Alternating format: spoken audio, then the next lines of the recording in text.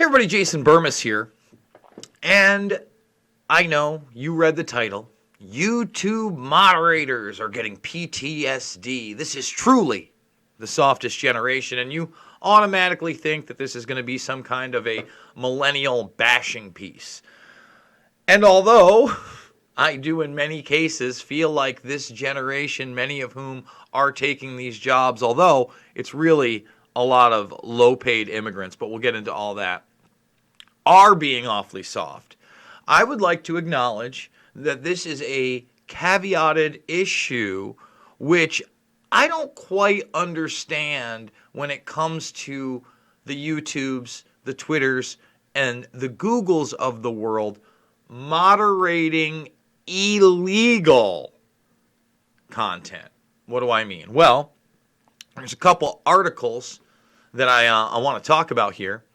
And The Verge does this investigation on Accenture. Now, Accenture is this company that has offices out in Austin, Texas, and a couple other places. I think Arizona was another one of them. And basically, they are YouTube moderators. Now, let's talk about the moderation of YouTube. The vast, vast amount of moderation comes on channels that are a lot like mine, that get flagged, that are demonetized, that need manual review. However, you do have content that is snuff-like, that is CP, and those are flagged by people. Now, I would think, number one, the algorithm, especially for something like Google, YouTube, Twitter, Facebook, when you have that kind of money, catches the majority of that, okay? Maybe not the vast majority, but the majority of that. But then when something is manually flagged by somebody else and someone has to look at that material, why in the world is it not law enforcement or former law enforcement? So if a crime has been committed, they can file a criminal complaint. It seems like a broken system. Instead, when you read into this, again, you have these immigrants making, $18.50 an hour, $37,000. And I guess, I'm sorry, I misspoke. Their competitor, Cognizant, which is in Phoenix, Arizona, and Tampa, Florida, do kind of the same thing. Okay? So when you look at this, basically you have low-paid workers viewing illegal material that can scar you for life in some instances. That doesn't seem right. And now these companies are making them sign waivers, which they say are voluntary, but aren't really, as employees have been threatened with being fired if they don't sign. And I mean, look, I've lived outside of Austin, Texas, making under $40,000 a year in 2009 and 10 when I was there, just wasn't enough. So I can't imagine there now. I know a lot of people will be like, $18.50, I'll do it for $18.50. Well, again, if you were just moderating, content and comments like mine, and in these articles, because there's a follow-up, an expounded upon one in the Daily Mail, you'll find out that in a lot of cases, this does change people's political views. Why? Well, number one, when you've got to moderate content that's been flagged as controversial, there'll be a lot of times when it's actually true. This goes beyond the illegal content, which we're going to get into more. But when somebody watches maybe a Jason Burmis video for the first time, maybe they're hearing about Conor McGregor and the evidence that he's a violent rapist for the very first time. And they're like, wow, that's there. And that can affect you. Things do stick with you. I remember, for instance, back in the days of file share networks, pre-torrent era, the pre-torrent era for you old guys like me, when you had Morpheus, and you had Kazaa, and you had Notel, and you had Newtel, and you had LimeWire, and you had BearShare, and all these peer-to-peer networks. There were a couple times where I downloaded videos that were mismarked, and I caught snuff films. Not of the sexual nature, but, people being murdered cartel style, one person just getting stabbed in the neck.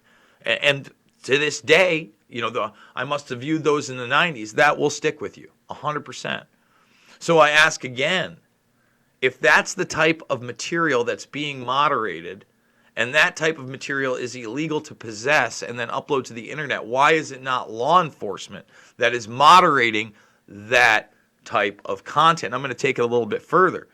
If you read the Daily Mail article, you'll find out that what this is really doing, on top of damaging these people forever, and now they're protecting themselves from suit, is that when you look at this all the time, some moderators become addicted to it.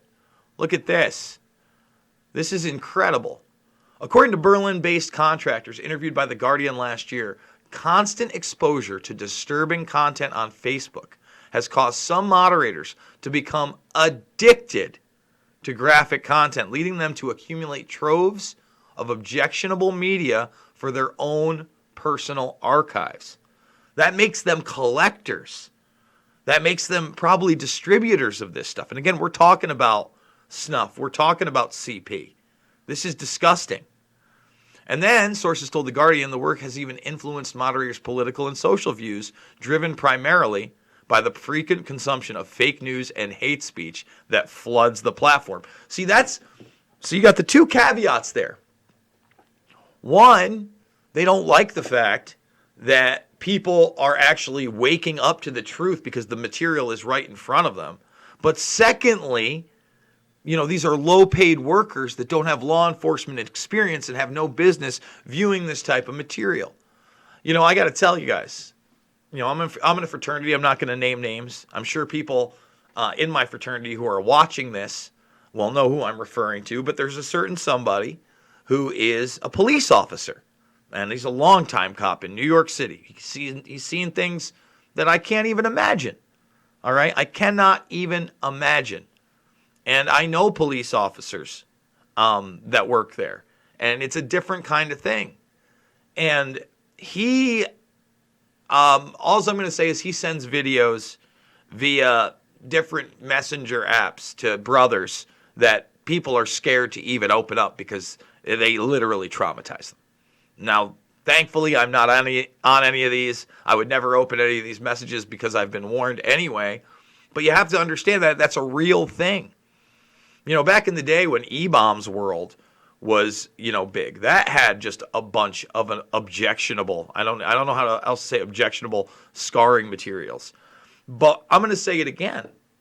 If you have such a problem on a large-scale platform like YouTube, Google, who has all the resources in the world, all the money you could ever imagine, not employing either current or former law enforcement who then file criminal complaints the right way after the fact while they're doing this is unacceptable.